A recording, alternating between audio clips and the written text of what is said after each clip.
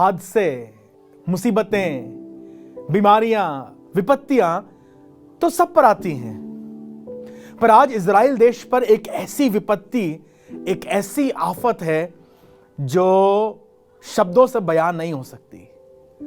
इन दिनों हम लोग चर्चा कर रहे हैं 40 साल का वो सफर जो मूसा ने इजराइलियों के साथ किया। But before he could embark on this journey, 10 plague थे जिन्होंने मिस्र को पूरी तौर से तोड़ दिया। आज हम बात करेंगे the last nail in the coffin of pharaoh, वो आखिरी विपत्ति जिसने मिस्र को और फिरौन को झंझोड़ के रख दिया। मैं शैलेंद्र दास आपका वेलकम करता हूं। थैंक यू वेरी मच हमारे साथ ज्वाइन इन करने के लिए इस सीरीज में जिसका नाम है द जर्नी। और इन 40 खास दिनों में हम 40 साल का सफर सिलसिलेवार तय कर रहे हैं। And I believe you must have been blessed. अगर आपने आशीष पाई है तो जरूर से किसी के साथ शेयर कीजिए, किसी को इनवाइट कीजिए, किसी के साथ बांटिए। क्या जाने कोई खुदा को और खुदा के हाथ को थाम कर चलना सीख सके and he may join with you in this journey.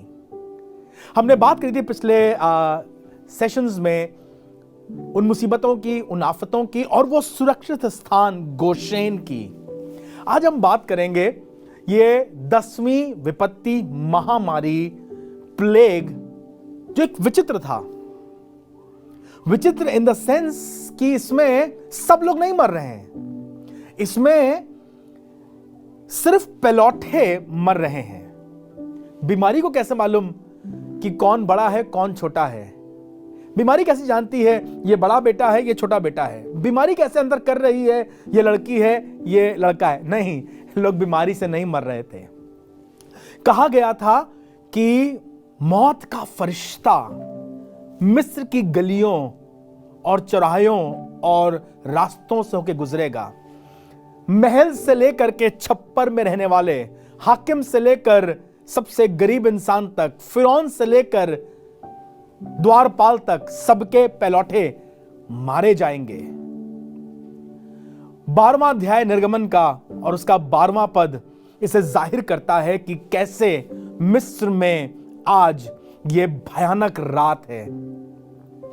बाकी सारे प्लेग दिन में फैले, पर यह अजीब था जब रात में लोग सो रहे थे, मौत का फरिश्ता मंडरा रहा था, घूम रहा था। आज भी तो लोग बिल्कुल खुमारी में सो रहे हैं, उन्हें पता भी नहीं, पर यह मौत का फरिश्ता आज भी मंडरा रहा है। मैं आपसे बात करूंगा कैसे हम इस मौत के फरिश्ते से बच सकते हैं, पर अभी बताना मांगता हूं यह आखिरी विपत्ति, 10वीं विपत्ति कैसे भयानक थी। खुदा ने मूसा से कहा था कि आज के बाद अब तुम्हें मिस्र में रहना नहीं पड़ेगा, because this will totally shattered the Egyptians and the pharaoh. और रात में मौत का फरिश्ता गुजरा, वहां से निकलने लगा, और जो लोग सो रहे थे वो जानते नहीं थे, अनजान थे इस बात से, पर उनके घर में बंद कमरों में और दरवाजों में और महल के अंदर और किले के अंदर भी मौत का फरिश्ता ढूंढ रहा था पेलौठों को। मालूम कारण क्या था? बाइबल कहती है मैं बदला लेने वाला परमेश्वर हूं, और क्योंकि मिस्रियों ने परमेश्वर के जेठे इजराइल को दुख दिया था, कष्ट दिया था, इसलिए आज वो परमेश्वर अपने रोष में बदला ले रहा है। नहूम ने कहा है वो जलन रखने वाला और दुश्मनों का अंत करने वाला परमेश्वर है। आज नहूम की भविष्यवाणी, खुदा का कलाम और ये सच्चा वचन कि मैं तुम्हारा पलटा लेने वाला परमेश्वर हूं, आज मिस्रियों पर पूरा हो रहा है। आसमान खुदा ने बताया था कि जब मौत का फरिश्ता गुजरेगा तो जिस किसी चौखट पर खून लगा होगा उसे तो मौत का फरिश्ता लांग जाएगा, लेकिन जहां खून नहीं होगा वहां पर मौत का फरिश्ता प्रवेश कर जाएगा। गोशेन में अभी तक 9 विपत्तियां नहीं आई थी, पर आज ये विपत्ति शायद गोशेन से भी होकर गुजर रही है। इसीलिए कहा गया था अपनी चौखट पर खून लगा लेना मेमने का। कमाल की बात मालूम क्या लिखा हुआ है? यूं लिखा हुआ है 11वें अध्याय में और उसके 3 पद में कि मिस्र के लोग भी अब मूसा का बड़ा आदर मान करने लगे थे और जो कुछ बातें मूसा कहा करता था शायद वो चुपके से सुन करके माना करते। उन्हें मालूम था जो मूसा कहेगा वो तो हमारे देश में हो ही जाएगा। सो लिखा है कि मूसा के बहुत से इज्जत करने वाले, यूं कहा जाए उसकी फैन फॉलोइंग इतनी हो गई थी कि अब दुश्मन देश के मिस्री लोग भी मूसा की बात मानने लगे थे और मूसा के कहने पर चलने लगे थे। और लिखा है मूसा उनके बीच में बड़ा प्रतिष्ठित पुरुष हो गया था। He was honourable. आज हमें मालूम चलता है कि यह समस्या इतनी बड़ी थी कि बाइबल बताती है ना सिर्फ साधारण लोग पर फिरौन का बेटा भी जो पहलौठा था मर गया। उस जमाने में यह मान्यता है कि अखमोस नाम का फिरौन था जो मिस्र पर राज करता था और जब इजरायली मिस्र से निकलते हैं उस समय यही शासक था। इसका एक बेटा था जो 12 साल का था और उसका मालूम चलता है सहयोगी पुस्तकों से इसका नाम सपेर था। He died of an unknown reason. Scholars say, historians say this young lad died in his sleep. पर आप तो जानते हैं ना क्या हुआ था। मौत का फरिश्ता, उसकी शक्ति के सामने कोई टिक नहीं सकता और कोई रोक नहीं सकता और वो सब नाश हो गए। पर बताऊं आपको, स्वर्ग के परमेश्वर ने बचाव का एक तरीका बताया था और कहा था कि तुम एक गोधूली के समय तुम एक मेमना कुर्बान करना और उसके खून को अपनी चौखट पर लगा लेना, अपने घर पर ऊपर और दोनों तरफ चौखट पर लगा लेना और जिस किसी घर पर खून का निशान होगा वहां से मौत का फरिश्ता लांग जाएगा। यह था इतिहास में, पर आज भी यह सत्य बात है। जिस किसी घर पर मेमने का लहू लगा होता है, बीमारियां, दुष्ट आत्माएं, विनाश उस घर को फांद जाता है। आपसे कहना चाहता हूं, अपने आप को, अपने घर को, अपने बच्चों को यीशु मसीह के लहू में कवर करो। And it is the blood of the lamb that can stop the destruction to come into your house. तो क्या करें, हम अपने घर में खून लगा लें? नहीं, यह बात कर रहा है यीशु मसीह पर विश्वास करके अपने आप को और अपने घर को छिपा लें ताकि आप सुरक्षित रहें। याद है आपको वो कहानी ना, जब यहोशू अपने भेदियों को भेजता है इस नगर की जासूसी करने के लिए। They went in as a spy और ये यहोशू और उसके साथ एक और जन राहाब वेश्या के घर में छुप जाते हैं क्योंकि मुल्क के राजा को मालूम चल जाता है कि इजरायली भेदिए हमारे देश में आए हैं और वो खोजते खोजते गलियों में, चौराहों में, घरों में पता करना मांगते थे भेदिए कहां हैं। राहाब ने एक कपड़ा डालकर इन्हें छुपा दिया, अपने घर में सुरक्षित रखा और इनसे कहा हमें मालूम है तुम्हारे खुदा ने तुम्हारे साथ क्या क्या किया है और कैसे तुम्हें कामयाब किया है। हम जानते हैं हमारा पूरा शहर तुम्हारे देवता, तुम्हारे ईश्वर और तुम लोगों से डरता है। हमें मालूम है हम भी हार जाएंगे, पर मैं एक विनती करना चाहती हूं, क्योंकि मैंने तुम्हारे साथ भलाई करी है, तुम भी मेरे साथ भलाई करो। यहोशू ने उसे एक लाल रंग की डोरी दी और कहा इसे अपने घर में बांध लेना।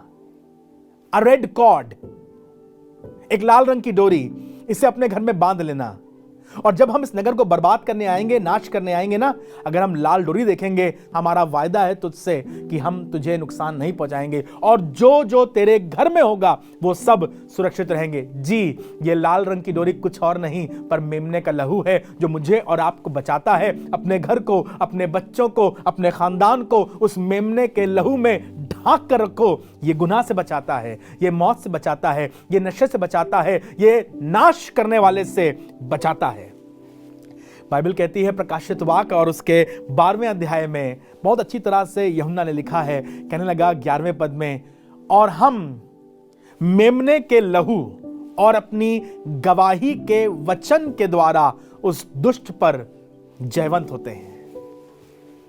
By the blood of the Lamb and by the word of our testimony we overcome the enemy. मेरी दुआ यह है that you may overcome the enemy by the blood of the Lamb.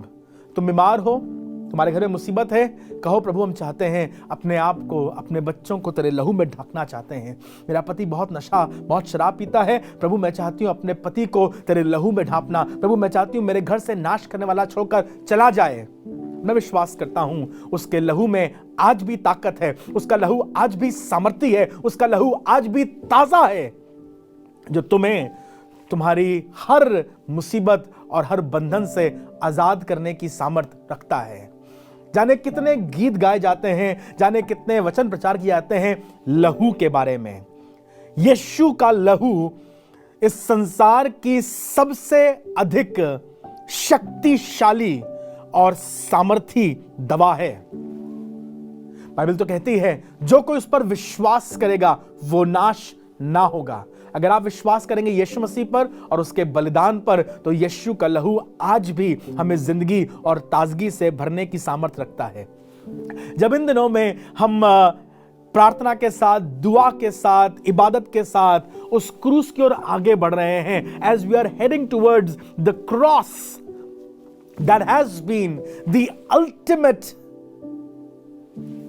provider of joy and salvation to mankind, मैं विश्वास करता हूं अगर तुम उस बहते लहू पर जो आज भी कलवरी से ताजा है यकीन करोगे, तो तुम और तुम्हारा खानदान धुल करके हिम की नाई श्वेत हो जाएगा। आज आपके पास मौका है, अगर आप चाहते हैं आप मौत के फरिश्ते से बच सकें।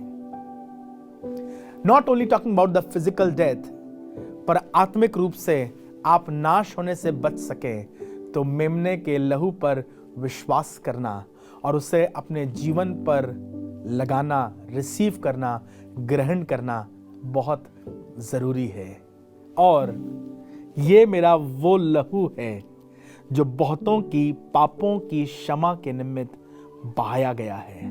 Come in this sweet communion of Lord Jesus Christ। खुदावन तुम्हारा इंतजार कर रहा है, अपना खून बहाकर उसने तुम्हें खरीदा है और बाहें फैलाकर तुम्हें बुलाना चाहता है। ये जिंदगी उसके काम आए, ये जिंदगी उसकी महिमा के लिए इस्तेमाल हो, और इससे अच्छा और कुछ नहीं हो सकता। खुदा आपको बरकत दे, खुदावंद आपके साथ रहे। अगर आपको अच्छा लगे तो जरूर किसी के साथ शेयर कीजिए, किसी को इनवाइट कीजिए, किसी को आप बताइए, ताकि वो भी आपके साथ इस सीरीज से आशीष प्राप्त कर सके। फेसबुक पर और यूट्यूब पर आपके लिए ये सीरीज अवेलेबल है। हम आगे बात करेंगे उस जश्न के बारे में जो इजरायली मना रहे थे। मुसीबत में, मौत के बीच में एक जगह है जहां पर गीत गाए जा रहे हैं, जहां पे जश्न मन रहा है, जहां पर इबादत हो रही है, और उसे कहते हैं Passover feast. We'll talk about the Passover feast, and I believe this will blow your mind away. Keep watching. The Lord bless you.